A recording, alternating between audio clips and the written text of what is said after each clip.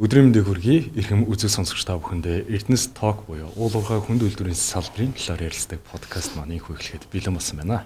Бид бүхэн энэ удаагийнхаа дугаарын зочноор Эрдэнэс Монгол нэгдлийн гүйцэтгэх захирал Батсүрийн даваа талаатай ярилцаад бэлэн болсон байна. Таны өдрийн мэндийг хүргэе. Өдрийн мэнд. За, уул уурхайн тэр дундаа стратегийн ач холбогдол бүхий сэдвүүдээр хоёлоо өнөөдөр хамтдаа ярилцъя гэж тавлж байна. Миний хувьд бол тантай хамтдаа ярилцах 5 агуулга бүхий 5 асуултыг бол ерөнхийдөө бэлтгэлээ. Энэхүү хүрээнд бол ярилцахыг тантай хүсэж байна. За, юуны өмнө бол Эрдэнэс Монгол нэгдэл. За, 11 сар таны хувьд бол ажлаа хүлээн аваад одоогоор бол 100 хоног бол орчим болж байна. Тэгэхээр ер нь бол яг Эрдэнэс Монгол нэгдэл тэр дундаа төрийн өмчөд яг нөхөө стратегийн томоохон газрууд дээр гүйцэтгэх захирал нь өөрөө ямар танд одоо жишээлбэл ямар сонгон шалгуулалтууд тань дээр одоо тавигдсан бэ? Ер нь яг энэ үндсэн дээрээс бол ямар мэрэгжлийн болон ёс зүйн шалгууруудыг танаас бас асууж тодруулж ирсэн бай. Таны зөвлөсийг бидэнтэй хуваалцаач. Яриаг эхлэхийн өмнө, юуны өмнө Эрдэнэс Монгол нэгдэл ер нь 2007 онд байгуулагдсан байлээ. Тухайн үед гол зорилго бол энэ стратеги ач холбогдолтой ордуудын нэгдсэн менежментийг одоо нэгдсэн байдлаар менежментээр хангах. За бодлогын одоо нэгдсэн байдлаар удирдах ийм агуулгатай байгуулагдсан гэж ойлгодог. За энэ чинь ингээд 19 жил болж байгаа юм байна. Энэ одоо 26 он гэх. За ер нь бусад орны туршлагуудыг ингээд аваад үзэхээр Сингапур, Казахстан нэлээд олон орнуудад бас яг энэ Эрдэнэс Монгол хэлбэрийн уул уурхай ордуудаа эсвэл байгалийн баялагын ордуудаа нэгдсэн менежментээр яг корпорацийн төвчөнд удирдаг ийм практик туршлага байд юм байна. Тухайд бол Казахстан сүүлийн үед Самрок гэд энэ нэгдэл нь бас нэлээд үр ашигтай ажиллаж байгаа хэд олон улсад бол нэлээд жишээ болж яригддаг. За Сингапур та бүхэн мэднэ. Ер нь бол одоо манайхан нэлээд жишээ авч ярьдаг тийм Сингапурын хөгжлийн талаар. Сингапур бас яг энэ чиглэлээр ингээд сайн туршлагуудыг авч үзэж ирсэн мэл. Ер нь Монголын хувьд одоогийн нөхцөл байдал ер нь одоо ингээд 2000 оноос эхлээд манай эдийн засаг өөрөө энэ уул уурхай хэсэгт хамааралтай болж эхэлсэн. Ихэнх одоо энэ төсвийн орлого ер нь одоо Монголын эдийн засгийг хөдөлгөж байгаа юм бол үндсэндээ уул уурхай шүү дээ. 100 төгрөг олж байгааг 93 төгрөг нь үндсэндээ уул уурхайгаас орж байна. Зөвхөн экспортоор тий. За эдийн засгийн 4/1 нь уул уурхай, төсвийн орлогын 4/1 нь уул уурхай. Зөвхөн шууд нөлөө. Шууд бусаар бол асар их одоо өрг гүйцэтгэж байгаа. Тэгээ яг энэ нөхцөл байдалд бол төрийн эзэмшлийн стратеги ордуудыг нэгдүгürt нэгдсэн бодлогоор удирдах тарамдахгүйгээр. За хоёрдугаарт менежмент бодлогын зөвлөгөө өгөх, өдөртөмж өгөх. За гуравдугаарт ялангуяа сүүлийн үед хэрэгжиж байгаа бол энэ ноогдлол шиг хоригдлын асуудал.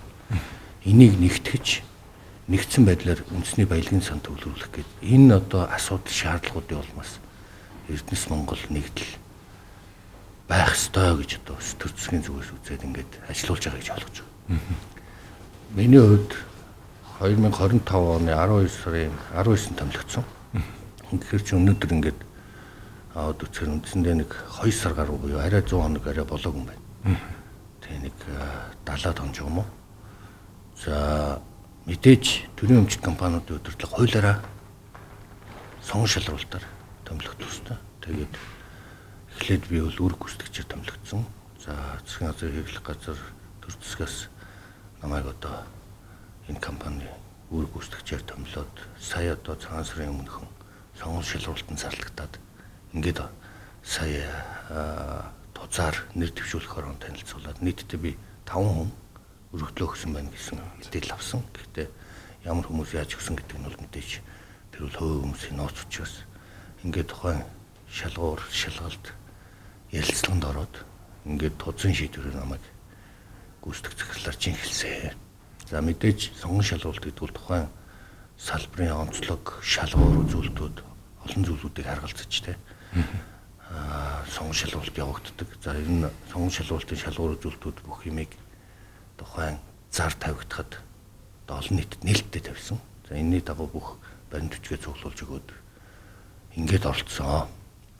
За нэгдүгээр гол шалгуур бол юуны ойлгож байгаагаар бодлогын түвшний ойлголт гэх юм бэ.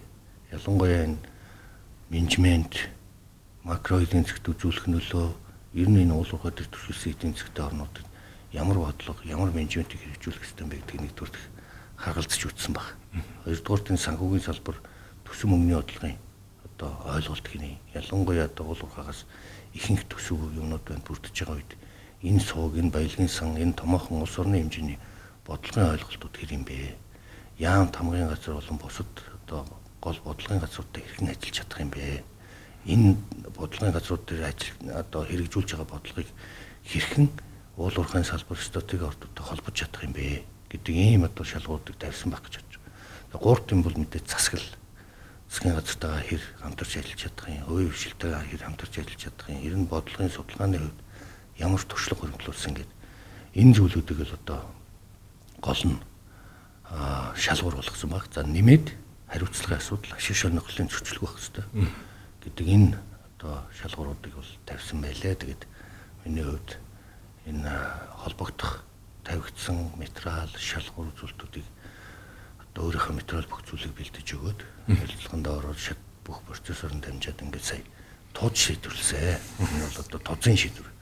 Ер нь бол одоо Эрдэнэс Монгол компани тузын 5 гишүүн нь хараат ус. Тийм учраас тэр хараат ус гишүүд ч гэсэн өөрсдөө санал бодлоо өгч бас нэлээ одоо би өмнө одоо Эрдэнэс Монголд ажиллаж байгаа гэдэг ирээд ер нь ажиллахад Эрдэнэс Монгол толгой компанийн тооцол бас нэлээ хариуцлагатай мэргэжлийн ажилт юм байна гэсэн юм мэдрэмж авсан. Ялангуяа хараат ус гишүүд бол багш нар 2 багш байна. Уул уурхайн салбарын мэргэжлүүд бас байд юм лээ. Энэ хүмүүс бол нэлээ мэргэжлийн зарчмын олон асуултууд асууж олон зүйл дээр ер нь одоо энд ажиллаж байгаа 2 сар гаруй хугацаанд ингээд тузын хурлыг ажиллахад бол бас харьцангуй мэргэжлийн төвшөндөө төгсөж байгаа юм байна гэж би бол өөрөө тэгж харж байгаа. Тэгэхээр таны асуултанд давчхан дүгнээд хэлэхэд ер нь бол энэ бол одоо тодорхой шалгуур үзүүлэлтүүд энэ түрүүний хэлсэн бодлогын одоо төвшний ойлголт, санхүүгийн сахилга бат, засаглалын туршлага, ашиг сонирхлын зөрчилгээд энэ олон зүйлүүдийг ер нь тал талаас нь харсан байна. Аливаа юм бол ер нь тэнцвэртэй.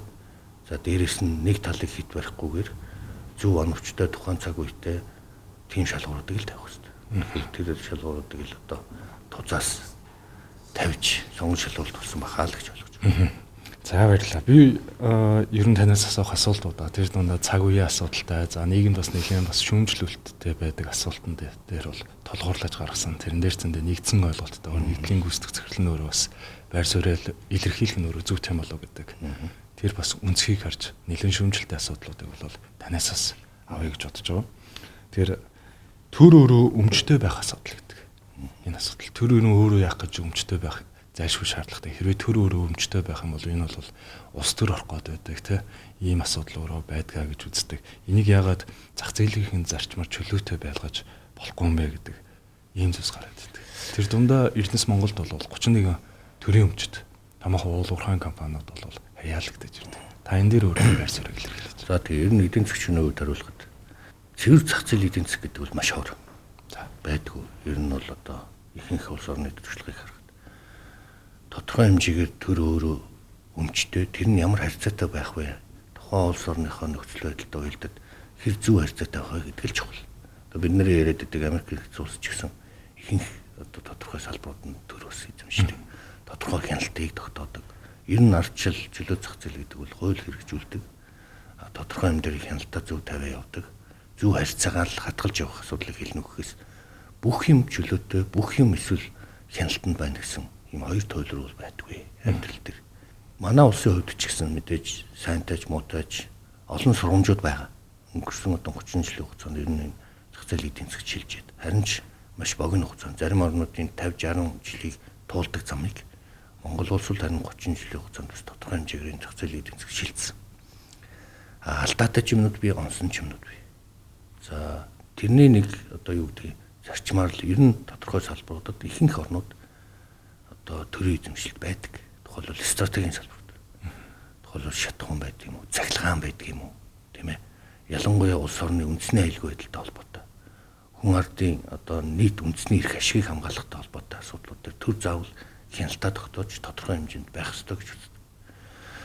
Олон орны туршлага бол байгаа энэ дээр. Бүх орнуудыг бид нэр судлаад аваад зөвхөн одоо хятад ард улсыг харъя.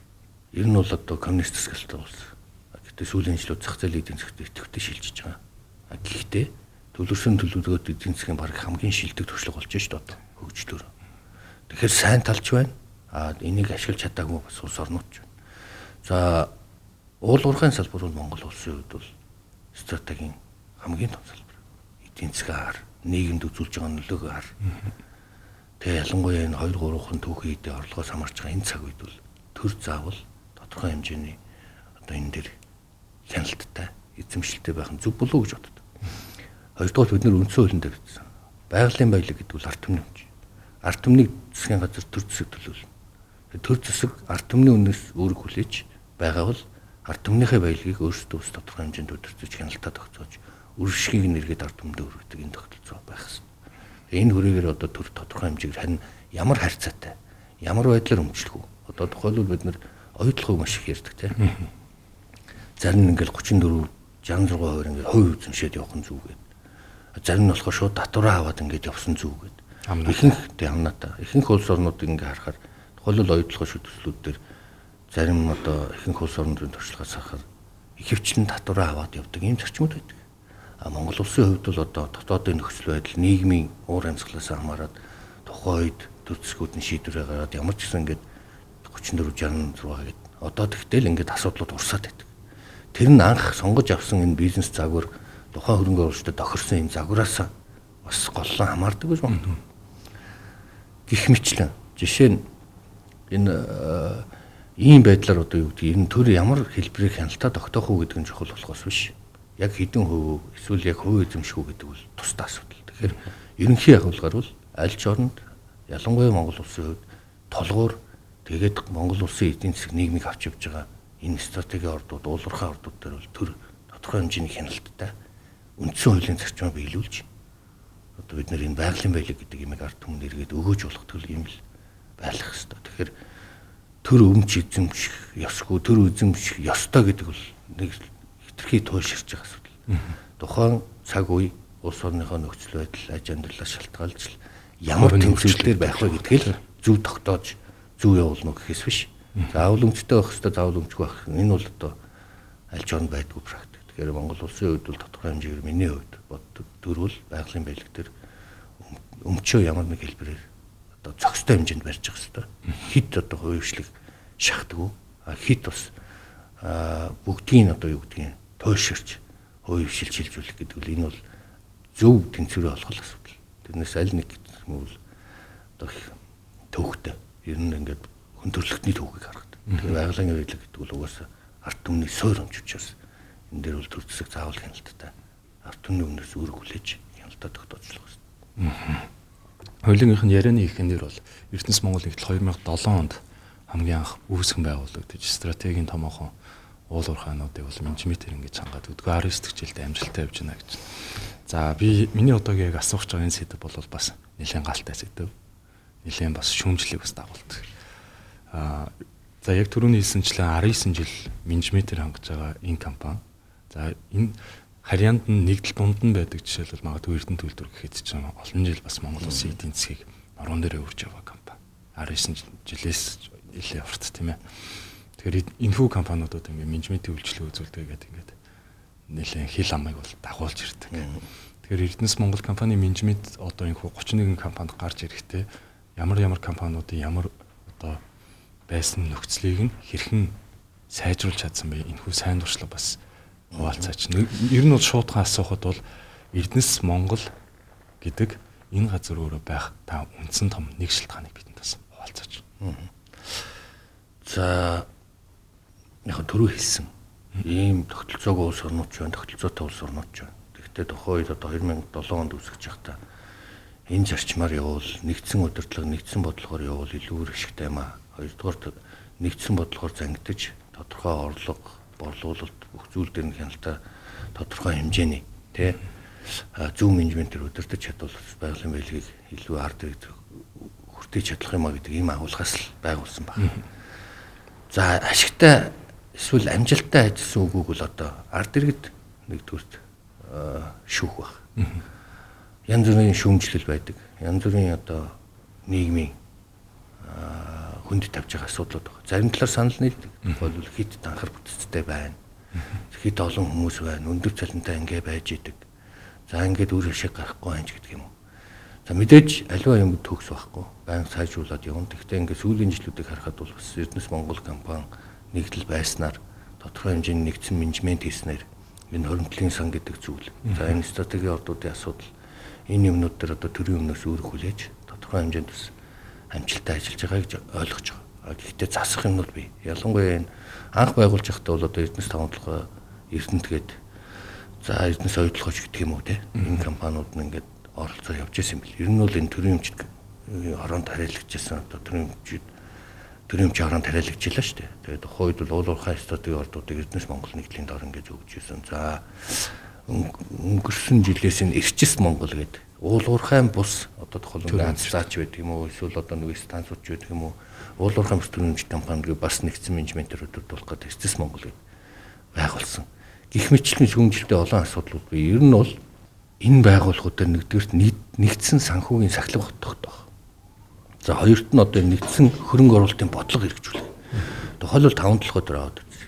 5 толгой дээр одоо энэ Эрдэнэс Монгол нэгдэл байснараа энэ томоохон стратегийн үйлдвэрүүдээсээ тухайн жил ашигтай ажилласан бол ногдол ашиг хөрөнгө оруулалтуудын бодлогын тодорхойлж өгч энийг эргээд төсөв төрийн бодлоготойгоо уйж буцаад юунд хөрөнгө оруулах уу гэдэг дээр нь бол ажиллах ёстой гэж үзэж байгаа. За сүүлийн жилүүдэд бол янз бүрийн алдаатай оноотой юмнууд байсан баг. Гэхдээ энэ менежментийг ядаж нэг жоохон зэгцэнд нь орол. Тухайлбал төсөл хэрэгжүүлэхэд хүртэл ийм шаардлага хангаж иж төсөл хэрэгжүүлэх шүү гэдэг юм уу. Ерөнхий одоо энэ төр засагтай бодлогын холбох дээрээс нэгдсэн удирдлагаар хангах чиглэлд бол бас тодорхой хэмжээний хувь нэмэр оруулсан баха. Гэхдээ засах ёстой маш олон асуудлууд байна. Компани болгоо адилгүй. Нөгөө хэлэхэд одоо Эрдэнэс Монгол нэгдэлд харьяалагдж байгаа компаниудын нэг 5 орчим хувь нь л хоригдлын санд хөрөнгө оруулж 5 компани л хоригдлын санд одоо хөрөнгө оруулж байна. Тэгвэл Эрдэнэт тавталгаа Эрдэнэт за Багнуур за Тархан төмөлгөө үйлдвэр Шивээ аваа гэсэн. Өнгөрсөн 2 жилийн хугацаанд 912 тэрбум төгрөгийн ногдол ашгийг энэ 5 компани одоо хоригдлын санд төлөвлөсөн байна. Гэх мэт чинь гэтэл нөгөө бас ашиг олдгүй компаниуд байна. 26 шинжлэх компаниуд байна. Тухайлбал зарим нь одоо нэлээд нөхцөл байдал өндөрсөн компаниуд байна. Тэгэхээр энэ Эрдэнэс Монгол нэгдэл бас байсны ашигчаа ажиллаж байгаа тодорхой компаниудаас нь бас зарим компаниуд дээр нь дэмжлэг үзүүлж бас тодорхой хэмжээнд үр ашигтай төсөл хөтөлбөр байгаа бол тэр одоо төсөл хөтөлбөрүүдийн санхүүжүүлэх айлуулах энэ сагсанд байгаа олон өндгөө яаж оновчтой байрлуулах уу гэдэг л ийм л одоо гол бодлогыг хийх хэрэгтэй. Тэгээ энэ үрэнээс одоо ингээд Эрдэнэс Монгол компани бол нэгдэл бол ингээд ажиллаж ирсэн байлаа. Гэхдээ одоо түрүү хэлсэн маш олон зүйлүүдийг засах хэрэгтэй байна. Компани болгон дээр хараад компани болгон дээр үнэлгээ хийх хэрэгтэй байна. Ер нь ингээд сүүлийн жилүүдийг харахад төрийн өмчтөр явж байгаа энэ олон нийтэд харж байгаа өнцгийг бид нар засах хэрэгтэй. Үйл ажиллагаагаа сайн тайлбарлах хэрэгтэй. Ил тод болох хэрэгтэй. Тэнд ажиллаж байгаа хүмүүс нь ямар төсөл хөрөнгө цалин мөнгө нь ямар байдгийг тэр юмнууд дээр одоо үнэлгээд үнэлт хийж ялангуяа энэ данхар бүтцтэй хит олон за ингээд одоо юу гэдгийг илүү улс төрийн шин чанартай болсон гэсэн ийм шүүмжлүүдээс бид нар салах хэрэгтэй. Тухайлбал засгийн газрын хувьд хамгийн нэг чухал бодлого бол төрийн компани шинжил. Үеийн засгийн газар ярьж байгаа. Гэхдээ энэ засгийн газар нэг зорж байгаа юм бол бид нар олон жил ярьлаа. Гэхдээ одоо нэг жоохон бодиттой юмнууд гармаар байна. Шууд татан буулгаад хаах гэхээс илүү яаж сайжруулж болох вэ? Яаж нэгтгэж нийлүүлж болох вэ? Яаж үр ашигтай болох уу гэдэг бол хамгийн чухал. Юмыг татан буулгаад байхгүй болох амарх. би яг л тэгж л асуух гэдэг. Тэр 26-аад татан болгочих болохгүй. Тэгэхдээ тэрэнд ард нь хүний амьдрал явж байгаа. Бас компани түүх явж байгаа. Маш сайн үнэлгээ нэгдсэн хяналт шалгалт үнэлгээ тооцоо хийгээд заавал татан буулгах хэрэгтэй юм уу? Эсвэл нэгдэж нийлүүлээд үйл ажиллагааг сайжруулад явах юм уу? Сайжруулад явбал тэрнээсээ илүү орлого олоод явдаг компаниуд байх үүсэхгүй шүү дээ. Тухайлбал хөтлийн цемент олон жил сүүлийн жилүүд одоо бас нэлээ маргаантай асуудал яригддаг шүүх. Тэ холбоотой хувийн хвшилтэй холбоотой шивээ овооч гэдэг юм уу? За эсвэл Монгол Орос зөвтмэч гэдэг юм уу? Энэ байгууллагууд дээр үр ашигын сайжруулаад ажиллавал ямар их ач холбогдол гарагдаж байна. Тэгээд дотоодын компаниудаар нэг нэгэндээ тодорхой юмнуудаа одоо хэрэгцээтэй зүйлүүлээ ингээд ханган нийлүүлдэг. Нэгээ дэмжиж явхад эцсийн дүндээ бид нарыг энэ байгалийн байлгаас өөр өгөөж хүртэх юмыг л нэмэгдүүлж ивэл доторх энэ бүтцээ яаж сайжруулах уу гэдэг юмад бид нар маш сайн анхаарах хэрэгтэй байна. Тэгээд засгийн газрын хувьд дахиад тодтоход хэлгээд нэг тэргүүлэх чиглэл аль болох цомхон. За энэ нийгэм олон нийтийн шөмжлөд байгаа зардал өндөр байна.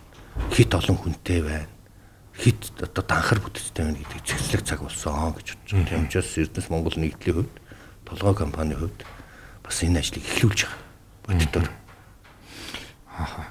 Яг саяны тэр дундаа таны одоо ингээд одоо яг 70 орчим байг ажиллаа аваад хонж байгаа энэ хүнээс бол бас сонсох зүйлсүүд их байна. Цаашдаа мэдээч яг хийж хэрэгжүүлэх гэж яг энийг бол хоёулаа яг ярианыхаа төгсгөл төр би бас таны зорж байгаа зүйлсийг асууна.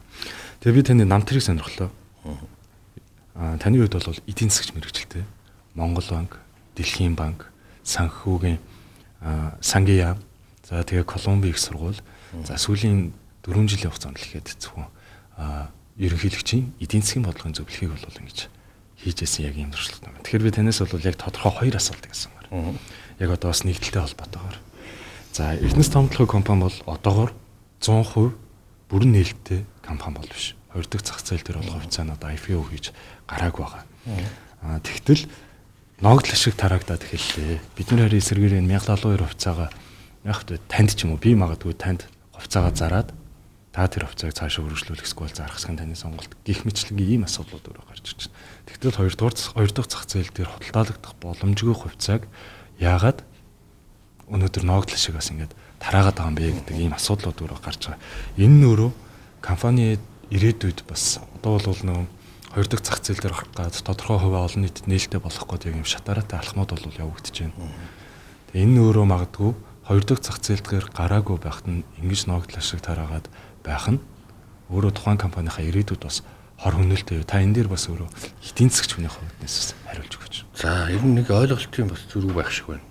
Юу гэхээр 5-7 бол хариуцлагатай одоо хувьцаат компани тий. Зорилгын хувьцаат компани. 5-7 компани 3 хувьцаа эзэмшигчтэй. За 5-7 компани 26% иргэд эзэмшиж байгаа. За 0.5% тодорхой аж ахуйн нэгжүүд эзэмшиж байгаа. За нэг 73-4% төр эзэмшиж байгаа. Тэгээ анх ер нь энэ хамгийн том нүүрсний ордоо ард түмний өмч учраас ард иргэдэд хувь хүртэх хэрэгтэй, ард түмэндээ хувь эзэмшүүлэх хэрэгтэй гэдэг логикоор иргэн болгонд 1072 хувьцаа эзэмшүүлж байна. Ер нь компани гэдэг бол бид бүгд мэднэ. Нэг одоо хамтраад хоёулаа нийлээд нэг дэлгүүр ажиллууллаа гэхэд нэг нь 40%, нэг нь 60% бол тухайн жилдээ ашигтай ажиллавал хоёулаа хурлаа хийгээд тохироод яг өөрт ногдсон үр ашиг хүртээд явдаг. Тийм биз? Энэ бол зах зээлийн зарчим. Тухайн энэ компани цэвэр үйл ажиллагаа. Яг энэ шиг ер нь бол энэ ногдол ашиг гэдэг ойлголт бол тухайн компани ашигтай ажиллаад хувьцаа эзэмшигчтэн зөвшөөрлөлтөд үрээд хувьцаа эзэмшигчтэй тухайн жилдээ ногдол ашиг юм уу үр ашиг ямар нэг хэлбэр тарааж байгаа бол энэ бол зах зээлийн явдал процесс. Эрдэнэс 5-7 ногдол ашиг тараах чинь энэ төрөйг нийгэм төснөлээ байхад юм уу эсвэл олон санал зүйлүүд гарч байгаа шүү. За хувийн компаниуд харъя. Одоо сүүлийн жилүүд хамгийн том жишээ бол энэ банкуд 20 хүртэлгүй хөрөнгөний зах зээл төрөх гэсэн. За одоо 2 сарын 15 гээд бүх аж ахуйн нэгжүүд санхүүгийн тайлан тооцоогоо гаргаад за 25 онд бид нар ийм ашигтай ажиллажээ. Хувьцаа эзэмшигчтэй хурлан болдог, туудсан болдог шийдвэр гаргадаг. Иргэдтэй хувьцаа эзэмшигчтэй ногдол ашиг шийдвэр тараагаал авдаг. Тэрвэл тухайн компани зүгээр л нэг бизнесийн зарчим. Хоёулаа нийлж бизнес хийсэн бол тухайн жилдээ хуралдаад хоёулаа ногдол ашиг энэ жил хоёулаа үр ашиг авах уу? Энэ жил өнжөө дараа жил авах уу гэдэг бидний шийдвэр. Тэрнээс Эрдэнэс 5-7 ногдол ашиг хувааж болохгүй. Хаан банк хувааж болно, тарааж болно гэдэг бол өөрөө агуулгын хувьд бол одоо утгагүй зүйл. Адилхан компани. Хичнээн төрийн өмчт компани ч гэсэн эзэмшигч нь л өөр болохоос биш төрийн өмчт компани ч гэсэн компани зарчмаараа л үйл ажиллагаагаа удирдах явах хэрэгтэй. Хувьцаа эзэмшигчд нь хуралдаад тийм шийдвэр гаргаж бол тэр компани шийдвэр. Хаан банкных ч гэсэн эсвэл төрийн банкных ч гэсэн голомтных ч гэсэн тийм шийдвэр гаргаж тэднийх л шийдвэр. Голомт хувьцаагаа ногдол ашигаа дарааж чинь голомт ашигтай ажиллаад бид нар үр ашигээ хүсэж штэ гэж хувьцаа эзэмшиж байгаа хүн харин нааштай хүлээж авч тодорхой байдаг болохоос биш. Банкуд маань ингэсэнгүү гэдэг шүү дээ. Тэрэн шиг Эрдэнэс 5-7 байдаг юм уу? Эсвэл бусад компаниуд маань тухайн жилдээ тодорхой хэмжээний ашигтай ажиллаад хувьцаа эзэмшигчтэй үр ашигаа тараая гэж шийдвэл тэр компани шийдвэр. Ер нь цаашдаа зах зээлийн зарчмаараа ялангуяа явуулгын компаниуд ашигтай ажиллаад зөв ажиллаж байгаа бол тухайн жилдээ үр ашигаа хувьцаа эзэмшигчтэй хүртээгэл явах нь зөв гэж боддог. Миний хувьд бол эдийн засгийн хувьд бол тодорхой. Ирэх жил би ийм компани төр хувьцаатай энэ компаниуд маань ашигтай гарвал би ийм хэмжээний надаа өр өгөөж ирэх юм байна. энэ өөрөөгөө зөрөө би ийшээ хөрөнгө оруулна гэд иргэн өөрөө тодорхой бол. Тэрнээс хизээ ногдол ашихын тараахан тодорхойгүй, тараахгүй нь мэдэгдэхгүй. Тэгээд эн чинь одоо юу гэдгийг цэвэр компани зарчмаар ажиллаж гин үгүй юу гэдгийг мэдэгдэхгүй. Ийм тодорхой ус байдал байх нь өөрөө иргэн миний хувьд бол тийм одоо сайн зүйл биш. Надад бол би танай компанид хөрөнгө оруулсан бол өө нөхөр минь танай компани энэ жил ашигтай ажилласан байна. Би өөр ашиг хүртэхгүй яах вэ? Ямар эргэжилч гэсэн ашигтай ажиллах юм чи. Ингээд доктортой тодорхой тоглоомын дөрөв тодорхой байх нь зүг. Тэгэхээр ногдол ашигын хувьд бол ингэж ойлгох нь зүг байх гэж бодож байгаа. Ер нь бүх компаниуд хувьцаа гаргах зөнд байдаг бол ингэж явдаг. За нээлттэй болох асуудал бол тусдаа хоёр дахь асуудал. Энэ уулуурхайн компаниуд ялангуяа тавталгаа төр хувьцаа нарилжигддаг, олон нийтэд хоёр дахь зах зээл дээр гардаг, хөрөнгөний зах дээр гараад хувьцаагаа арилжиж ингэж явдаг юм руу орох хэрэгтэй. Ингэж засаглал сайжирна, олон нийтийн хяналт орж ирнэ. Ингэж энэ компани өөрөө цэвэр бизнесийн үйл ажиллагаагаа явах боломж бүрдэнэ. Олон жил ярьж байгаа. Гэхдээ тухайн үед засгийн газар их хурлаас одоо тогтоол гаргаад компани үйл ажиллагаа үнэлгээ сайжирч хувьцааны үн бүх юм тодорхой болтол арилжих энэ асуудлуудыг жоохон хаасан байдаг. Шалтгаантай. Яг тэгэхээр цаг нь болоогүй байхад хэрвээ нээчих юм бол компани үнэлгээ буурах, хувьцаа буурах, таны эзэмшиж байгаа хувьцаа бодит үнэлгээ тогтохгүй байхад арилжааг нь нээчих юм бол та гомдол гарах хэрэгтэй. Тийм учраас бүх бэлтгэл ажил хангагдаад юмнууд нь цэвэрлэгдээд аудитор ороод яг хөрөнгөний зах зээл дээр гаргаад тэгвэл тааж баяртай, бийж баяртай зах зээлийн үнэлгээч тодорхой таны хөрөнгө чинь илүү үнцэнтэй болно. Тэгэхээр энэ бэлтгэл ажлыг бол шатраатай бас хийгээ явж исэн мэлээ. Энэ засгийн газрын хувьд бол энэ одоо нээлттэй болох ажлыг бол нэлээд эрчимжүүлэх гэж байгаа. Мэдээж засгийн газар болгон энэ дээр ажиллаж исэн. Энэ засгийн газрын хувьд бол илүү эрчимтэй, илүү арай нэг одоо бодиттой алхам хийчихсэн гэж оролдож байгаа. Тийм үднэс одоо бид нэр аудит оруулсан байна. Тавталгаа компани дээр 5-6 сар гээд дуусгах олон улсын аудит.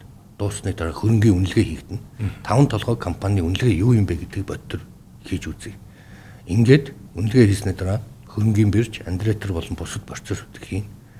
Ингээд ингэснээр дараа бүх бэлтгэл ажил хангагдсны дараа энэ ондоо багтаагаад олон нийтэд 1072 хувьцааг амь оруулах буюу хөрөнгөний зах дээр гаргах ажлыг төлөвлөгөөтэй хийе гэж бодож байгаа. Тэгэхээр энэ хугацаа бүх юмнуудаа гаргаж ирээд яг мэргэжлийн баг одоо ингээд ажиллаж байна. Хэрвээ бид нар энэ 1072 арилжаанд оруулж ирэх юм бол эцсийн дүндээ ард түмэл очно. Иргэн та 1072 хувьцаагаа өөрөө хадгалах уу? Хөрөнгөний зах зээл дээр оруулаад арилждаг болгоод бусад хөрөнгө оруулалтууд хөрвөөгаад хилцэлд ордог ийм жишгтэй өрх үү? Жинхэнэ нөгөө баялагтай эзэн баг нэг эхлэл тавигдана л гэсэн. Тэгэхээр энийг бол мэдээж яг бидний бодож байгаа шиг тийм бас хөнгөн ажил биш. Ягаад гэвэл энэ бизнес тавталгаа маань маш олон нийгмийн ачааллыг үүрсэн сүүлийн хэдэн жил. Нийгмийн шин чанартай төслүүдийг хийсэн байна. Энэ зүйлүүдийг цэвэрлэх ёстой. Балансыг цэвэрлэх ёстой. Эдийн засгийн яг ингээд ширээн дээр гаргаад талах зархтаа гэж байгаа. Энэ талах ямар чанартай энэ талах одоо хэр одоо үнд хүрэх юм гэдгийг бүх зүйлийг хөрөнгө оруулагч бол харна. Та далах худалдаж авахдаа аль дэлгүүрийнхээ аль үйлдвэрлэгчийн гэдгийг харж байгаа давдаг бол танд зарагдахгүй болох үз тийм компани болгож иж үндсэндээ хөрөнгө оруулагч иргэд маань өөрсдөө очно гэсэн. Тэгэхээр болоогүй байхад эсвэл түүхий талах гаргаад тавьчих юм бол гिचнээн бид нар нөгөө 1072 амь оруулах гээд амжилттай болно гэсэн. Тийм учраас энэ ажлыг л хийх гэж зориод байгаа юм. За тэгэхээр түрүүний ногдол ашиг дээрээс нь хөрөнгөний зах зээл дээр нээлттэй болох хоёр тустай асуудал. Одоо бол хувьцаатай. Хувьцаа эзэмшигчд нь хувьцааныхаа үрийг үжигэл хүрч байгаа асуудал. Нээлттэй болох асуудал дараагийн шатны асуудал. Тэрийг арилж яалдаг. Одоо зөвхөн ногдол ашиг авдаг биш. 1072 хувьцаагаа иргэн танд ч юм уу хоёул би жишээ нь чамд зардаг болох. Ийм боломжийг л бий болгох гэж зорж байгаа. Тэгээд энийг одоо засгийн газар болгон урагшлуулах гэж ажилласан. Засгийн газар болгон тодорхой үр дүн гаргасан баг. Зандач төр ерөнхий сайдын хувьд бол энэ засгийн газар бол энэ дээр тодорхой үүрэг чиглэл өгч Эрдэнэс Монгол бид нар бас шахаж шаарж ажиллаж байгаа. Хамтарч одоо Эрдэнэс тавталгаа компаниг энэ ондоо багтаагаад хөрөнгөний зах зээл гаргах зэрэг бүхэл хүчин чадлаар ажиллаж байна. Яг Эрдэнэс тавталгаатай холбоотой надад нэг асуулт байгаа. Гэхдээ би тэрийг удаах зүйл дээр явъя. Одоо яг түрүүн бас энэ асуултыг тавихын өмнө таныг эдийн засгийн мэрэгжилтэнд бас холбож асууя гэдгийн зарчим. Хоёулынхын ярианы дундсанд гарч ирсэн үндэсний баялагын сан. Яг одоо Чингис хаан үндэсний баялагын сан гэж байна. Чингис хаан үндэсний баялагын сан тэр дурдаа хоримтлын сан.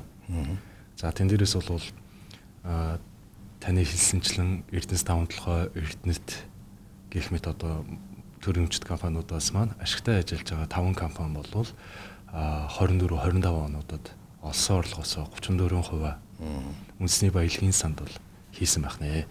Энэ дүн нь бол одоогоор ингээ харах юм бол 1 тэрбум биш 1 их 80 100 тэрбум бол ингээд харагдчихээн. За энийг бол та бид бүхэн ийм мөнгө л яваас бол шууд ороод харах боломжтой. Эргэн бүрийн дансанд бол 175,439 төгрөг байна. Тэр энийг заах шуудхан хэлэхэд бол барин юм шилний цаанаас чихэрд болоод байна гэж хүмүүс андуурч байна. Тэ. Байр, орон сууц, эрүүл мэндэд тазарцуулах боломжтой мөнгө гэдэг. Тэгтээ өнөөдөр энийг биш удаа данснасаа гаргаад ингээ ашиглачааг боломж байхгүй. Ирээдүйд энэ өөрөө хөрөмтлийн данс нь яг банкны хүүшин гэдэг яг арилж явах юм уугүй юу бас иргэд маань өөрсдөө мэдээлэл байна. Энэ тал дээр та бас бидэнтэй хаваалцаач. За ирээдүйд одоо яг үндэсний баялагын сан маань хэрхэн ямар арга байдлаар бас мөнгө олон арвижуулах юм. Иргэд маань хязгаарнаас ашиглаж болох юм. Эхлээд ер нь баялагын сан гэдэг ойлголтыг тайлбарлах хэрэгтэй байна. Тэнцвэрээ явуулгаарай. Энэ нь уул уурхай, энэ байгалийн баялагаас хараад орнууд энэ механизмыг ер нь ашиглаад хамгийн сайн тогтолцоо энэ юм байна гэж гаргаж ирсэн. Уул уурхайтай орнууд ингэж судлаад тахаар. Яад гэхээр уул уурхай орлого гинт богино хугацаанд орлого олдог. Тэрийг ингээ буцаагаад тухайн үедээ зарцуулаад юм уу эдийн засгт зарцуулж юм бол эрэг талж гарах сүр талж гардаг. Хоёрдугаарт энд нэг том юм яригдаг. Байгалийн баялаг бол нийт ард түмний өмч. Тийм учраас зөвхөн одоо үеийнхэн хэрэглээд ах юм уу? Ирээдүй төрөх одоо монголчууд гэдэг юм ирээдүй иргэд бас хэрэглэх ёстой шүү дээ. Тодорхой хэмжээгээр. Бүх хүний монголчуудын өмч учраас. Тэгэхээр энэ үе хоорондын ялангуяа одоо ирээдүй үе хоорондын энэ орлогын байгалийн баялагаас орж ирж байгаа орлогыг хойрлох механизмыг л үндэсний баялагын сан гэдэг. Тэгээд тодорхой нийгэм эдийн засгийн шаардлагатай хөрөнгө оруулалтуудаа хийдэг. Хоёрдугаар ард иргэдэд өгөөж ин хүртээдэг, дэгш хойролдог, шудраг хойролдог энэ механизмыг л баялагын сан гэж англиар sovereign wealth fund гэж ярьдаг те. За манайх анх энэ тогтолцоог бүрдүүлэхэд анх 2007 оноос билүү дээ. 8-аас илүү хүний хөгжлийн сангаар эхэлчихсэн. За тухайн үед ингээд эх орны гişиг гээл ингээд нэг мөнгө тараах байдлаар бас жоохон хэрэгжсэн тал бий. За энэ нь бол одоо зарим хүмүүс одоо шүүмжлэлтэй ярьдаг, зарим одоо талаар тухайлууд одоо юу гэдэг нь нөрөөгчүүд юм бусад орны зөвлөхийг яхаар байгалийн баялагийг ер нь тэгшүртэйх нь бол зарим орнуудад бол ингээд мөнгө тараах хэлбэрийг дэмждэг. Тэгэхдээ дийлэнх орн нь бол дэмждэг. За манай дээр бол олон жил туршсан. Энэ мөнгө тараах эсвэл ингээд шууд бэлэн мөнгөөр өгөх асуудлыг. Тэгэхдээ үр дүнтэй байгаагүй гэж үздэг. Ер нь бол үр дүнтэй байгаагүй. Тодорхой тухайн үед үр дүнтэй байсан баг. Гэхдээ энэ мөнгөөр бид нэр бүтээн байгуул нийгэм ашигтай юмнууд хийчих бас боломж байсан. Тэгэхээр аливаа юм бол хоёр талтай учраас шууд буруутгахаас илүүтэй ер нь бол энийг төвлөрчүүлээд хөгжүүлэл явж байгаа. За ингээд хүний хөгжил сан явж хагаад хүний хөгжил сан татан болгоод ирээдүйн үсэн гэдэг сан 2013 онд л байгуулжсэн. Ирээдүйн үсэн бол ирээдүйдээ бас тодорхой хэмжээний байгалийн баялаг одоо хадгалъя гэдэг концепцоор энийг байгуулад ингэж явжсэн. За мөн төсвийн докторжуулалтын сан гэдэг хэрвээ төсөв тухайн жилдээ ингээд түүхийдийн үн буураад төсөв алдагталтай гараад байдаг юм уу цалин дэвтгэрээ гинтийн шок орж ирвэл энэ дээр нь одоо бас хөрөнгө мөнгөтэй байя гэдгээр энийгээ бас уул уурхай орлогоос тодорхой хэсгийг хийдэг хамгаалтын юм сан бас үүсгэжсэн. За ингээд ирээдүйн үсэн төсвийн докторжуулалтын сан гэдэг ийм хоёр сантай явж байгаад үндэсний баялагын сан буюу энэ хоримтлал үүсгэх энэ сангаа бас бид нэр хийх ёстой гэдэг. Ингээд одоо 2024 онд баялагын сангийн тухай хууль батгагдаад 3 сантай болсон. За нэгдүгээр хоримтлалын сан, ирээдүйн үе сан, за хөгжлийн сан гэдэг. За одоогоор бол хөгжлийн сан бол яд вөхөр санаа нь байгалийн баялагаас орж ирж байгаа орлогыг тодорхой хэмжээний нийгмийн шин чанартай төслүүдэд оруулъя. Төсөв улсын төсвүүдээр орон зай бага байна. Тийм учраас энэ хөгжлийн сангаараа дамжуулж оруулъя гэдэг концепцээр гаргасан юм бэл. Гэхдээ одоо хүртэл бодит хэрэгжилт байхгүй. Ягаад тэгэхээр хуулийн дээр юу гэсэн гэхээр хэрвээ төсөв ашигтай гарвал ашигийнх нь тодорхой хувийг тэр санд өгөх ёстой. Гэтэл төсөв бүл сүлийн жилүүдэд хөвчлэн бараг дандаа алдагдaltaй гэсэн учраас энэ сан бол хэрэгжихгүй байна. За хоримтлын сан бол харин хэрэгжсэн. Хоримтлын сан бол компаниудын ногдлоос 34%, ногдлосгийн 34%-ийг шууд хоримтлын санд хөрөнгөлүүлж байгаа. Түрүүн хэлсэн Эрдэнэс таван толгой Эрдэнэт, Шивээ, Багнуур дархан төмөрлөгийн үйлдвэр. Энэ 5 одоо үйлдвэр ашигтай ажиллаад өнгөрсөн 2 жилд 912 тэрбум төгрөгийн хоригдлол үүсгэсэн. За энэ хоригдлолоор юу хийсэн бэ гэж. Тэгвэл хоригдлын санг анх байгуулахдаа уул уурхаагаас орж ирж байгаа орлогоо хоригдлуулъя. Энийг иргэдийнхаа нэрийн насанд бичиж. Гэхдээ зарцуултыг 2030 он хүртэл зарцуулахгүй байхаар журмаар болчихсон. Яагаад тэгэхээр тодорхой хэмжээний дүрм журам бас энэ хоригдлоо өсгөж жагаад ард иргэдэд илүү бодиттой өгөөжийг хүртэхийн тулд 2030 он хүртэл бас тодорхой хэмжээгээр хязгаарласан юм билээ. За мөн зарцуултын тодорхой заагаад өгсөн хуулинд. Энэ хоригдлын санд орж байгаа мөнгөөр ард иргэдэд ямар хэлбэрээр зарцуулж болох вэ гэхээр боловсрол, эрүүл мэнд, орон сууц. 30 оноос эхлээд манай ард иргэд маань өөрийнхөө нэрийн дарсаар одоо нэг 200 мянган төгрөг байгаа тийм 175 мянган төгрөг харагдаж байгаа ийм мөнгө л өдөр. Ингээд энэ жилийн дүнгээр 200 мянга гараад ингээд явна. Цаашдаа одоо ингээд засгийн газрын барьж байгаа зорж байгаа юм бол аль болох ахмадуудаа хөгжлийн бэрхшээлтэй иргэдтэй илүү энэ хоригдлыг нэмэгдүүлэх энэ дээр нь одоо өрөө хожийн эрт хүртэх байх энэ бодлогыг бас илүү тавьж ажиллаж байгаа. Тийм учраас хоригдлын сан бол ийм үүрэгтэй. Одоо тэгвэл өнгөрсөн 2 жилийн хоригдлын сангаас иргэд ямар үрэх шиг хүрсэн бэ гэж. Зарцуулт нь 2030 он юм бол тэр хооронд иргэдийн хорон сууцны зээлийн санхүүжилтэнд энэ мөнгнөөс тодорхой хэмжээг өгсөн гэсэн үг.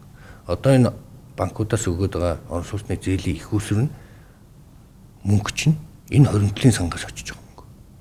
Одоо нэг хоригдлын санд 912 мянган төгрөг байгаа чинь тодорхой хувь нь тийшээ очиж Монгол банк руу шилжүүлж Монгол банк тэргээр нь барилжааны банкудад өгч иргэдэд очиж байгаа орон сууцны зээлийн их усүр болж байгаа. Тэгэхээр орон сууцны зээлийн их усүрээр бас иргэд маань аль хэзээний хүртэтгэлийн сангаасаа хүртээд эхэлсэн гэсэн.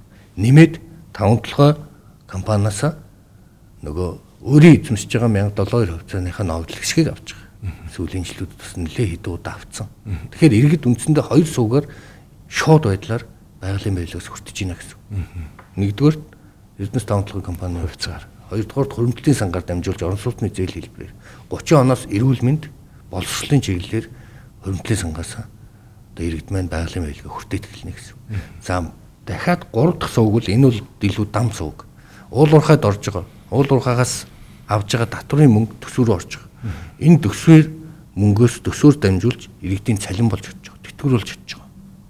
Босод төсвөөс үзүүлж байгаа нийгмийн зардлууд чинь ихэнх нь уул уурхай мөнгө байгаа шин. Тэгэхээр энэ уул уурхайн салбар маань өөрөө үндсэндээ энэ 3 сургаар дамжиж ард иргэдэд очиж гинэ гэсэн. А энэний их баг өрөөгөөчтэй байна уу гэдэг нь харин хоёр дахь асуудал. Яаж сайжруулах уу гэдгийг л бодох хэрэгтэй л гэсэн. Подкастын төгсгөл дээр би бас хоёр зүйлийг бас салаалуулаад асууя гэж бодлоо. Тэгэхээр ажлаа аваа та мэдээж 70 хоногийн хугацаа өнгөрч байна гэсэн. Тэгэхээр яг энэ хүү нэгдэлд орж ирээд дотоод нөхцөл байдал тулгамцсан асуудлууд мэдээж яг ингээд хамгийн анх орж ирж байгаа хүнд бол компани нөхцөл байдал, санхүүгийн сахилга бат магадгүй энэ дотор байгаа менежмент тийм ээ тэрхүү тогтолцооны асуудлууд ч гэдэг юм уу.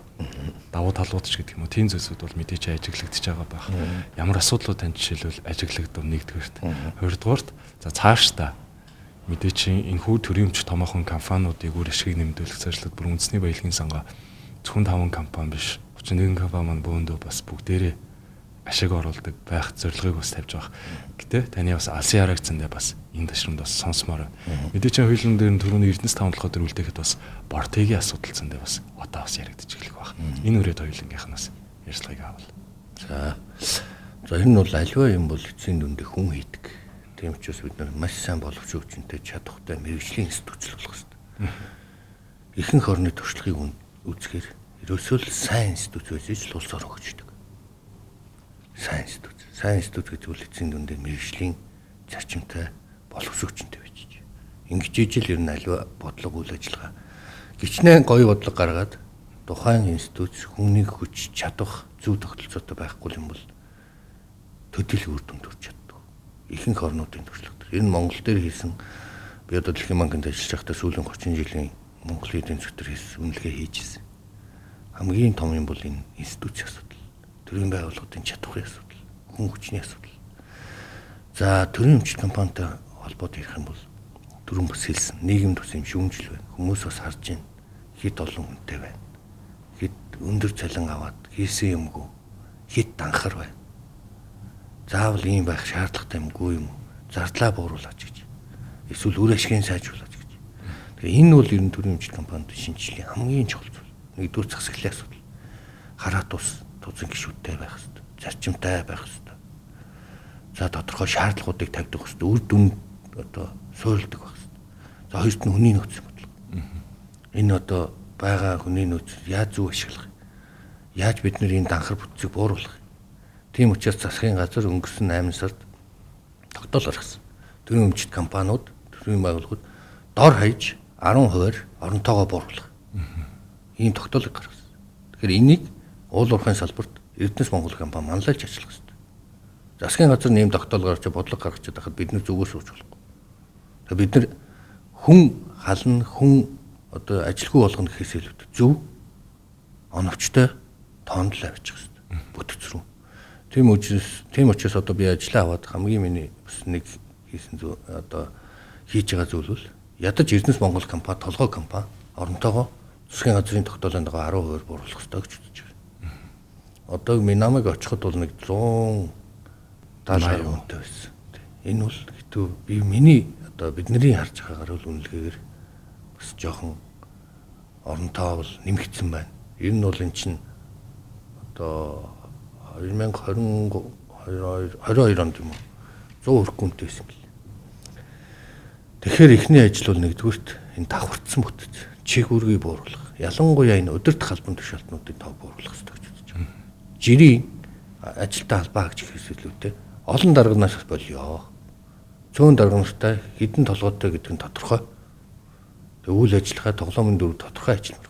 За намайг очиход бол маш олон бүтэц давхарсан чиг үүрэгтэй байдлаар харагдсан. Тухайлбал зөвлөл, мэргэжлийн зөвлөлүүд гээд 6 зөвлөл, 3 групп зис металлын гээл, тээвэрлэжистик ингээл, доороо 4-4-тэй нийтдээ өрг 40 гаруй хүн. За тэгээ бүтээмжийн менежмент, засгийн газар зарчмын шийдвэрүүд гаргасан. Бүтээмжийн менежмент болсон юм. Энийг бол одоо би татан болгосон.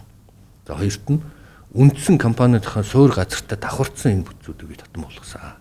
Энэ бол одоо энэ бүтцүүд байснаар энэ бүтцүүд байгаагүй нэг тийм чанарын ялгаа харагдаагүй. Тийм учраас нэлээд олон удаа одоо дүн шинжилгээ хийж тусдаа санал оруулж бүтцийн өөрчлөлт хийсэн.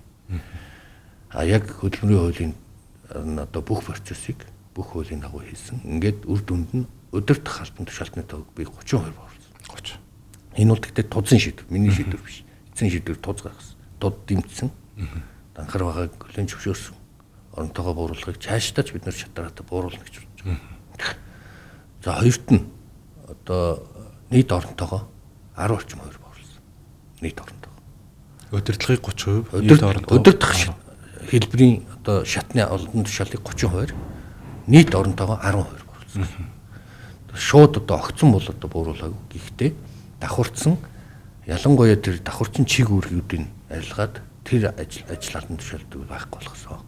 Тэгээд тухайн албан тушаал дээр ажиллаж исэн хүмүүстээ хуулийн хүрээнд ажил хэсэг байгуулж хилцэлд орсон.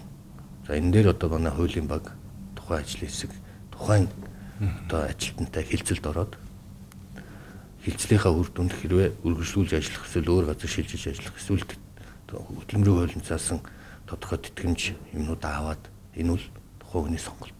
Энэ бол хуулийн хүрээнд яг хөдөлмөрийн хуулийн хүрээнд ингээд хилцэлд орсон. Тэгэхээр тодорхой хэмжээний ямар ч гэсэн ингээд энэ бүтцийн өөрчлөлтийг явуулж байгаа. За бодлогын хувьд бол бид нэр энэ засгийн газрын бодлого 90 төрлийн чиг ингэж бид нар тодорхой цомхон үр шиг сайтай зардлыг бууруулах бодлогыг хийх ёстой. Энэ бол ихний алхмаа. Цаашдаа ч одоо би тууштай нэг өргөжлүүлнэ гэж бодож байгаа. Оновчтой төвшөнд навчих ёстой.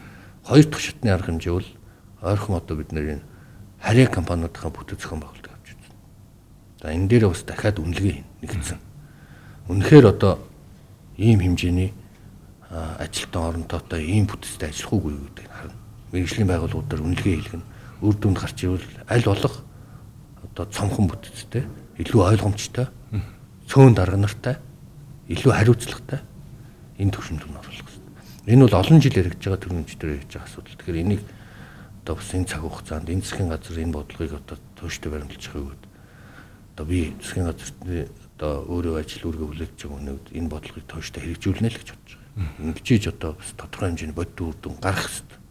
Тэгвэл бид нэр энэ урсгалаараа яваалаа. Тэгэхээр энэ дээр харин одоо манай ард иргэд олон нийт зөв ойлгосоо гэж бодож байгаа. Энэ одоо хүн ажилгүй болох юм уу, хүн халах гэхээс илүүтэй олон жил ярьж байгаа энэ асуудлыг жоохон ч ихсэн урагшлуулмаар зөв оновчтой бүтц рүүгээ орё.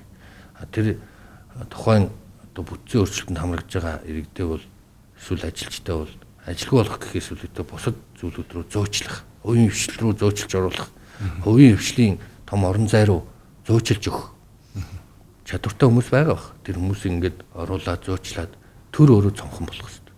Жижигхэн төртэй том хувийн хвшилтэй байх хэрэгтэй. Тийм учраас энэ бодлого бол хэрэгжих ёстой гэж бодож байгаа. За энэ бол төрийн өмчт компаниудын засаглал, үр ашиг, тогтолцооны шинжлэлийн нэг одоо миний хэрэгжүүлэх гэж зорж байгаа засгийн газрын бодлого.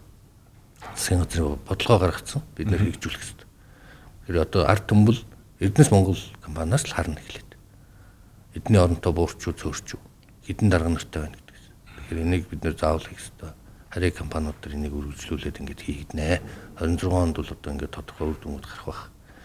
За хоёрт нь цэвэр ажил хэргийн хувьд бол одоо хамгийн тулгымдсан асуудал бол ер нь Монголын эдийн засаг жоохон байх төвшөндөө үйлдвэрлэлийнхаа буюу бид нар хийж чадах одоо яг ашиглаж байгаа тэр тодорхой төсөл хөтөлбөрүүдийн нэлийн дээд төвшөнд тулсан байна гэж харж болохоор. Ягаад тэгэхээр Эрдэнэс таван толгой компани л харъя. 90 сая тонн нүүрс экспортлоо түүхэндээ анх удаа. Харамсалтай нь түүхийн дүүн бага байсан учраас ашиг орлого жоохон бага гарлаа. Хэрвээ 23, 24 он шиг өндөр байсан бол 25 он маш их ашигтай ажиллах боломж байсан. Гэхдээ бодит дүнгээрээ Эрдэнэс таван толгойг л харахад хийж чадах хамгийн дээд түвшиндээ үйлдвэрлэлийг гаргасан. 90 сая тонн нүүрс гаргана гэдэг бол хэдхэн жилийн өмнө монголчуудын үед мөрөөдлөлөө шин. Гэтэ энийг л хийж чадсан. Цаашдаа ингээд нэмэгдүүлэхийн тулд бид нэр шин төсөл хөтөлбөрүүдийг нээхгүй болохгүй. Шин төсөл ордуудыг ашиглалтанд оруулахгүй болохгүй. Нийгэмд олон тулгымцсан асуудал байна. Одоо багш нарын асуудал яригдж байна, тэтгэврийн асуудал яригдж байна. Энэ олон хүмүүсийнхаа хэрэгцээг бид нар яаж хангах вэ? Заавал энэ дээр гол үүрэг гүйцэтгэж орлого дайчилж санхүүгийн их үүсвэр босгох ажлыг бол Эрдэнэс Монгол манлайлж ажиллах хэрэгтэй. Тийм үднэс одоо сүүлийн 2 сарын хугацаанд яаж орлогоо нэмэгдүүлэх үү, яаж баялагын сангаа нэмэгдүүлэх үү гэдэг дээр ажиллаж байна. За энэ хүрээнд засгийн газраас тодорхой төслүүдийг эхлүүлэх гэж байна. Ялангуяа Эрдэнэс Монгол компанид байгаа алтны төслүүд. Алтны үн өнөөдөр түүхэн дээд хэмжээнд байна. 5300 400 хүрч байна. Өмнө хэзээч тийм байгаагүй. 2026 онд 6000 хүрэх боломжтой байна. Ялангуяа энэ геополитик. Энэ цонх үеийг бид нэр ашиглаж алтны төслүүдээс аль болох орлого олох хэрэгтэй. Энэ төслүүдийг эхлүүлэх хэрэгтэй гэж үзэж байгаа. Тэгээд Эрдэнэс Монгол төр байгаа төрийн алтны лицензүүдийг хөрөнгө оруулагчдад нээлттэй сонгон шалруулалт санал тавих байдлаар ямар нэгэн нууж хаах зүйлгүйгээр энийг хэрэгжүүлэх хэрэгтэй. Ер нь одоо энэ уулуурхтай холбоотой асуудал сүүлийн жил тараад байгаа. Дандаа нэг нууцаар гэдэг юм уу эсвэл энэ мэдээлэл бага байснаас хүмүүсийн эргэлзээ төрж ингэж явдаг. Олон улсын зарчим бол ерөөсөө нээлттэй ил тод бүх юм ингэж явах хэрэгтэй. Нээлттэй сонгон шалруулалт. Тэгэхээр энэ зарчмыг бол тууштай баримтлах хэрэгтэй гэж үзэж байгаа. За хоёрт нь нүүрсний салбарт таван толгой бүлэг ордын ашиглагдаагүй байгаа нэг хэсэг буюу бортыг ордог нээлттэй сонгон шалруулалт зарласан. Энэ одоо засгийн газар шийдвэр гарч тогтоол батлагдаж, ажлын хэсэг байгуулагдаж сая 2 сарын 13-ны өдөр олон улс дотоод гадаадын хөрөнгө оруулагч нээлттэй санал болгож байгаа. 424 сая тонн нүүрсний нөөцтэй бортогийн орд дээр хөрөнгө оруулагч та нээлттэй саналаа ирүүлээч. Та яаж ашиглах вэ? Та хөрөнгө оруулаад үйлдвэрлэлээ явуулаад Монгол улсад ямар хэлбэрээр бизнесийн загвар энийг ашиглаж болох юм бэ? Саналаа өгөөч. За энэ дээр чинь үндэслээд хамгийн Монгол улсад энэ төслөөс хүртэх өрөөгөөжийн 50-аас дээш дор хаяж. Тэгээ босод өрөөгөөжийг харж агаад засгийн газар тодорхой саналуудыг оруулна. Засгийн газрын шийдвэр шаашлаад шаардлагатай бол их оролд оруулаад их уул шийдвэр гаргах хэрэгтэй. Бүх борцоос бүх юмнууд нээлттэй явах хэрэгтэй. Тэгэхээр энэ үүднээс нээлттэй сонгон шалгуултыг зарласан. Тэгэхээр бортыг эдийн засгийн эргэлтэнд оруулж бид нар тодорхой санхүүгийн их үүсвэр баялагын сангаа хариуцуулах хэрэгтэй гэж бодож байна. За бусад зэсийн одоо үйлдвэрийн төсөл хөрөнгө оруулалт бас нээлттэй тавьсан. Ингээд 4 компани шалгарч үлдсэн. Энэ 4 компани дээр нэмэлт одоо үнэлгээ хийгдээд ойрын үед засгийн газар танилцуулдаг. Гангийн үйлдвэр одоо нээлттэй сонгон шалгалтыг удахгүй зарлах гэж байна. Хөрөнгө оруулагчдад сонирхсан хөрөнгө оруулагчдыг шалгаруулад ядаж бид нар энэ борцоосуудыг манай зориод байгаа энэ төсөл хөтөлбөрүүдийг хөрөнгө оруулагчид үнэхээр сонирхтын байна уу? Үнэхээр хийх боломжтой байна уу гэдгээ бид нар ядаж харах хэрэгтэй. Хоёрдугаарт энэ ажлыг тууштай явуулж цаашдаа Энэ ажлууд өөрсдөө явж иж Монголын эдийн засаг одоо нөгөө 5 литрийн сав байсан бол трийг яаж 10 болох вэ гэдэг яригдана. Одоо бид нар бол илүү 5 дээр тулчаад байгаа. А бусад мэдээж уул уурхайн бүс салбаруудаа нэмэгдүүлэх өргөн боломжгүй. Гэхдээ уул уурхайн салбар дээр бол үндсэндээ 5 литрийн сав маань нэлээд төгссөн байгаа гэсэн үг. Энийг цаашаа нэмэгдүүлэхэд бол зайлшгүй шинэ ордуудыг ашиглалтанд оруулах ийм шаардлага гарч байгаа. Тийм учраас ийм томоохон ажлууд бол ойрын үед хийгдэнэ. Эрдэнэс Монгол нэгдлийн хувьд, засаглалын хувьд нэг хэд хэдэн зүйлүүд хийх ёстой байна гэж ажиглаж байгаа. Нэгдүгээрт захимжуулах ёстой. Одоо олон нийтийн хамгийн их бас хардаг. Би ч гэсэн одоо өмнө ажиллаж байгаа байхдаа бас хардаг. Харддаг ч гэжтэй одоо таамагладаг гэх юм уу? Эсвэл одоо ингээд харддаг гэх юм уу? Энэ худалдаа авалтууд, тендерийн асуудал. Энэ тэргуунд бид нэр захин болох ёстой. За Эрдэнэ төлбөр анх удаа хиймэл оюун ухаанд суйрлаад худалдаа авалтаа захимаар хийдэг болж байгаа. Одоо Эрдэнэс 5 толгойг энэ жилдээ багтаагаад бид нэр оруулахыг шаардж байгаа. Бүх тендер худалдаа авалтаа хиймэл оюун ухаанд суйрлж захимаар ямар нэгэн хөв хүний оролцоогүйгээр сонгодог энэ систем рүү. Ингэж надад гулгай зэлгий энэ хардлагууд чинь хардл сэтэл чинь сална. Тэрнээс хин нэгэн хүнийг шоронд хийгээд хин нэгэн хүнд хариуцлага тооцоод энэ асуудлууд бол одоо бүрэн шийдэгдэггүй. Тийм учраас захимжилтыг заавал бид нар хийх хэрэгтэй. За хоёр дахь нэг зүйл бол цалингийн асуудал байт юм байна. Одоо цалин компаниуд дээр харахаар маш ялгаатай. Одоо ижил төрлийн үйл ажиллагаа явуулдаг мөртлөө нэг нь одоо юу гэдэг нь цэсийн чиглэлийн үйл ажиллагаа, нэг нь нөөцний чиглэлийн үйл ажиллагаа, нөөцний чиглэлийн салбарт байж байгаа хэдэн компани байлаа гэхэд цалин урамшууллын асуудал бас харилцаа адилгүй. Энийг ер нь үр дүнд гүйцэтгэлтэд тулгуурлаж тодорхой дүрм журмтай болох хэрэгтэй. Яг нөөцний салбарт А, Б гэдэг хоёр компани ажиллаж байгаа бол ижил төртөө цалин авах хэрэгтэй. Хийснээрээ цалингаа авч явах хэрэгтэй. Тэр нь тодорхой цаасан дээр бичигдсэн. Ямар нэгэн хувь хүний үзмжээр биш. Тэгэхээр энэ цалин урамшууллын бодлогыг бол заавал сайжруулах хэрэгтэй. За гуравт нь энэ санхүүгийн салхитыг заавал хангах хэрэгтэй. Одоо тухайн жил хэд Эрдэнэс 5 толгой Эрдэнэс яасан бол тодорхой санхүүгийн их усруудын Эрдэнэс Монгол хянж үдж ягаад юунд хөрөнгө оруулах уу гэдэг дээр нь бодлогын хамтарсан зөвшөлтсөл хийж хийхгүй бол Эрдэнэс 5 толгой дээр бас зарим зүйлээр ажиллагдсан юм нийгмийн шин чанартай маш олон төслүүд хийсэн. Тухайн үеийн засгийн газар улс оронд хэрэгтэй байсан баг. Гэхдээ бид нэр цаашдаа ингэж яваад ах юм уу? Энэ нийгмийн шин чанартай төслүүдэд илүү төсөв буюу нэгдсэн албаны шугамар явуул яад. Тэрийн өмчт компаниуд нь зөвхөн бизнесийн үйл ажиллагаагаа тухайн бизнес үр ашигтай байх компани үйл ажиллагаа хэрэглээд явуул яад. Тэгэхээр энэ юмнуудыг зохицлохийн тулд санхүүгийн сахилгатыг заавал хийх хэрэгтэй юм байна. Ер нь нэгдсэн бодлогоор хөрөнгө оруулалтын бодлого гэдэг нэг бодлого хэрэгтэй юм байна. Тэр бодлогын хүрээнд л бодлогууд хийгдэж байгаа хэрэгтэй. За гурав дахь энэ дээр нэг яригдж байгаа юм бол энэ төрд ноогдох ашиг гэдэг өглөг авлага асуудлууд нэлээд үүссэн байна. Энэ асуудлуудыг одоо бас зохицуулж ийж шийдэх ёстой гэж. За хамгийн сүүлийн бол түрүүн хэлсэн энэ шин төслүүдийг эдийн засгийн хэрэглэлтэнд оруулах асуудал бол энэ тэргүүний одоо чухал асуудлууд юм аа. Ялангуяа олон жилээр хийж байгаа асгтын мөнгөний орд гэж ярьдаг. За одоо тэгээ саний бортогийн асуудал байна. Бид нар үнэхээр энэ түүхийн эдийн үнд гайгүй байгаа төр боломжийг ашиглаад энэ эдийн засгийн хэрэглэлтэнд оруулах төслүүдээ бид нар жоох төлөх хэрэгтэй л гэж бодож байна. За нүүрсэн дээр нэг жишээ л. Ер нь 2030 оноос хойш нүүрсний зах зээл төдийлөн сайн байх хэрэг байна. Манай гол худалдаа авчлагын зах зээл дээр ерөөсөө л хятад шүү дээ. Хятад улс одоо нүүрсний цэглэх стандарт барихаа болж байна.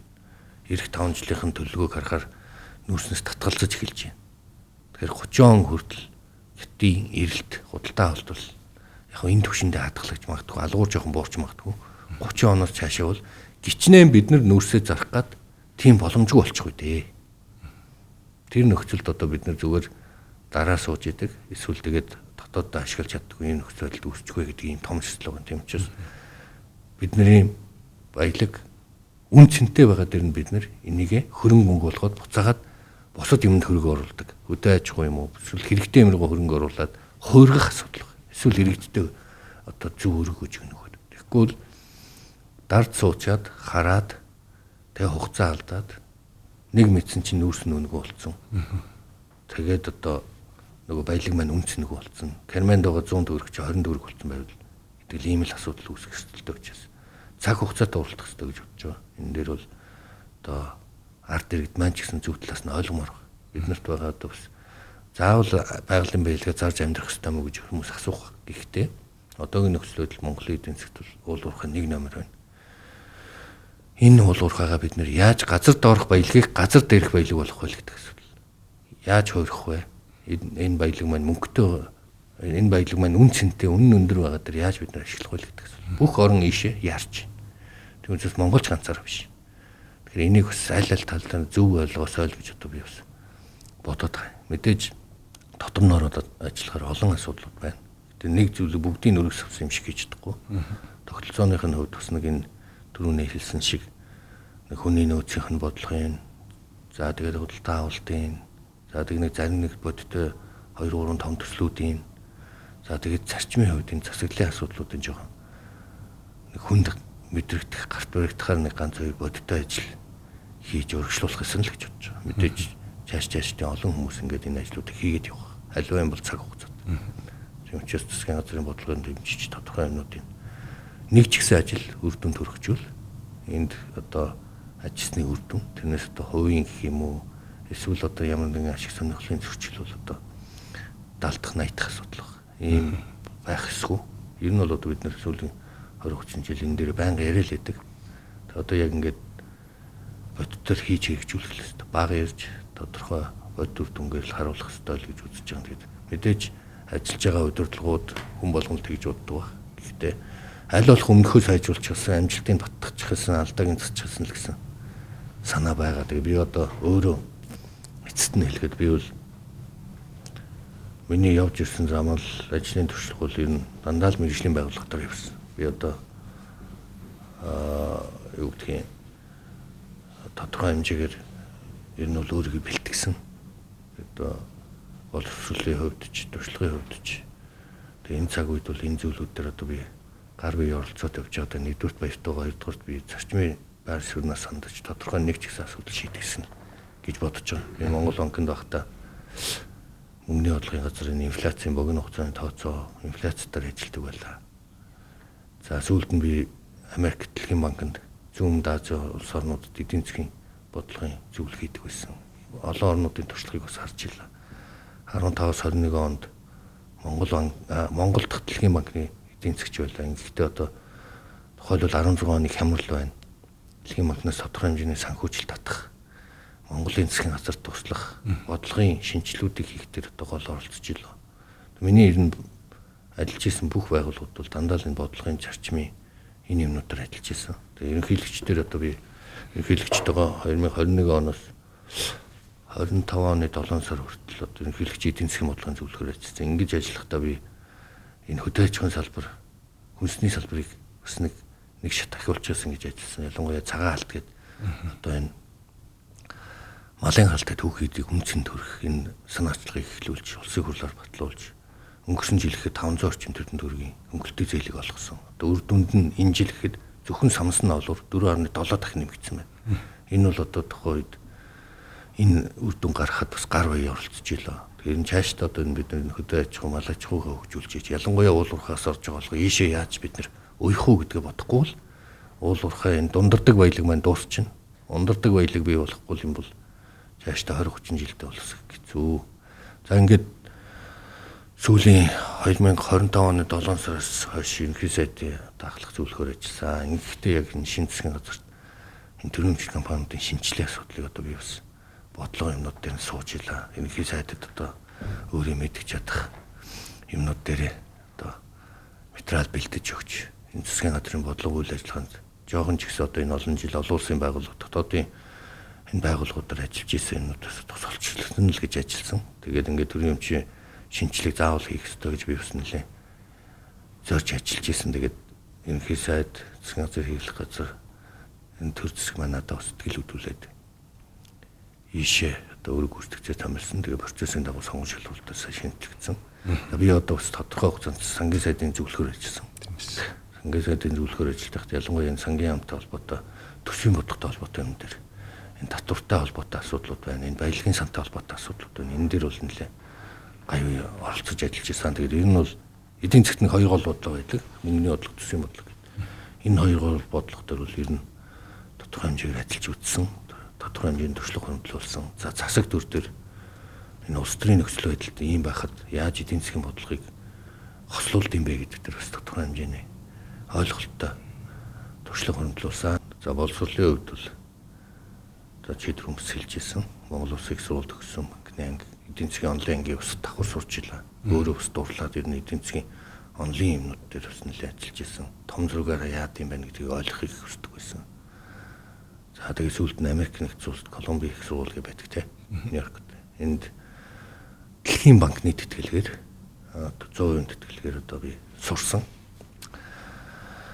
Энэ бол одоо ямар нэгэн боловсролын зээлийн сангаас юм уу эсвэл одоо төр засгаас би мөнгө авчраагүй. Нөлөөлөлгүй гэж. Би хэлний курст явж хагаад өөрөө хичээж хагаад материалаа бүгд бусдын л адил одоо ингэж тэтгэлэг авч. Надад одоо Дэлхийн банк олон улсын байгууллага $120,000 зарцуулсан. Монгол залууд $120,000.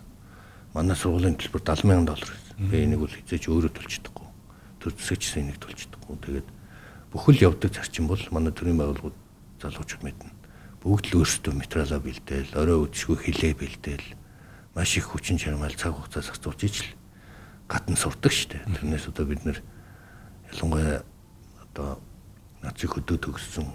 Тэгээд одоо бас тийм санхүүгийн боломж багтай айлын хүмүүс бол хэцүү. Тэгэхээр надад ч самаргүй байсан. Ялангуяа энэ сургууль тэтгэлэг авч явах юмнууд төр тэгээд хүн хичээгээр системтэй ажиллаад байвал болтгол юм илээ. Тэгээд надад ч бас тухайд аз таарсан баг.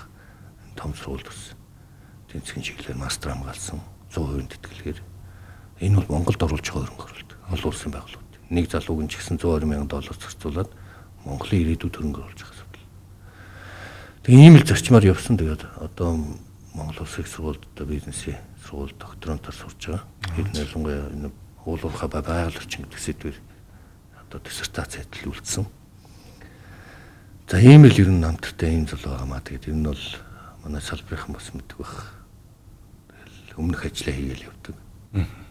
За бидний урилгыг хүлээн авч ярилцсанд баярлалаа. Өнөөдөр тантай ярилцсан сэдвүүд маань бол нэгдүгээрт бол яг энэ төрийн өмчтөг компани ер нь яг байх ёстой юу үгүй юу гэдэг дээр хариултыг авлаа. Бизнес таван толгой болон за боогдол ашиг Чингис хаан үндэсний баялагын сан зэрэг одоогийн нөхцөл байдлуудыг ярилцлаа. Үүний үр дүн дээрцэндээ таны цаашдаа бас зорж байгаа бүтээмж эдийн засгийн өөрөөгөө чин талаар бас бодлогуудыг бол хамтдаа сонслоо. Тэгээ түрүүн бас ярианы төгсөлцөндөө таны илэрхийлсэн. Бид нар яг уулуурхай бүгдээрээ л нэг үгэлээ баг нөлөмдөг. Газрын хэвлэл явуулсан, малын бэлчээр талхалсан. Тэгээ ууршаага ямар ч юуг баялгаа урсгадаг гэд. Тэгтэл Монгол орны өөрөө хамгийн том нурууг нь уулуурхайн салбар өөрөө бараг шахуу 100% шахуу нуруунд дээр өөрж авдаг юм салбар. Тэр энэ бол 30 оноос бол бидний хамгийн том худалдаа авахчийн салбар өөрөө үгүй болно гэдэг эцэндээ та яран дээрээ дурдлаа. Энийг бол би бас хэрвээ боломж олддог бол дараагийн дугаар хэрвээ хийгдэх боломж цаг зав нь гардаг бол яг энэ зүйл зэгцэндээ хамтдаа ярилцах гэж байна. Өнөөдрийнх бол бид нар ерөнхий мэдээлэл бол ингээд аваад үнсэн суурь авчиж байгаа. Тэгээ баярлалаа суулж оролцуулсан. За хоёрдугаарт би одоо шатараатай энэ салбарын за дээрээс нь Эрдэнэс Монголын удирдлагуудыг оруулах гэж бодож байна. Тухайн залуучууд, захирлууд тухайн бодлого чиглэлээр юмнуудаа ярих хэрэгтэй. Тавантгай IPO асуудал. За энэ шинэ ордуудыг эдийн засгийн хэрэглэнд оруулах асуудал, хоригдлын сангийн асуудал, баялагын санг яаж хариуцуулах асуудал. Энэ болгоноо одоо сэдвчлээд ард иргэдэд нээлттэй ойлгомжтой байдлаар тайлбарлах хэрэгтэй. Аливаа юм ажлаа тайлбарлахгүй бол тэгээд хүнд хөрөхгүй хүмүүс буруу ойлголт төрн ил тод биш. Би бол аль болох Эрдэнэс Монголыг ил тод юмаа сайн тайлбарлаж ин компаниуд үйл ажиллагаа юмнуудаа болж байгаа юмнуудаас ярих хэрэгтэй. Бүх юм болохгүй шүү дээ. Тийм учраас болж үтж байгаа юмнуудаа ярих хэрэгтэй. Одоо бол ингээд нийгмийн юу харахч дандаа л бүх юм болохгүй бүтэхгүй юм талаас нь бас хит хар бараан болцсон байна. Гэхдээ бид нар 30 жилийн түүхээ ярих юм бол монголчууд бол олсон амжилт бол маш олон шүү дээ. Тэгэхээр сайн сайхан юмнаа бас зарим үед ярьж явах хэрэгтэй. Тэнцвэртэй л байх хэрэгтэй. За баярлалаа. Энэ өрөөд өндөрлөе танд баярлалаа. За баярлалаа.